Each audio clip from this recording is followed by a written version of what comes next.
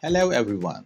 Welcome to my channel Excellent Training, where we will learn various amazing Excel skills and techniques that will enable us to finish on-hand jobs in our daily routine office work using a Microsoft Excel worksheet in just a few clicks. So without wasting time, let's start.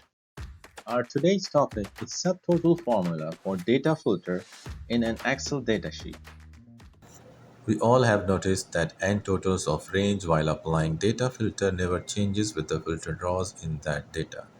But today after watching this video, we will be able to make these n totals integrated with filtered data. Right now in front of us we can see a sample data of an assumed company for the period of Jan to May this year. In this data we have different sort of information which we can use to filter the data. In the last row of the data, we have n totals calculated by the traditional sum formula for the range starting from first record till the last record of this range.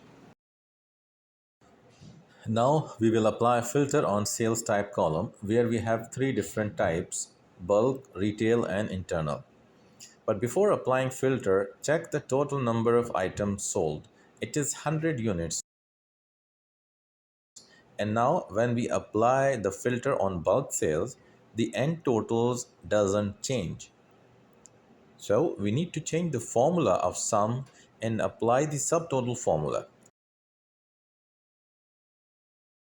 To do so, we will type subtotal, bracket open, function 9 for sum, comma, and till the end, the last record.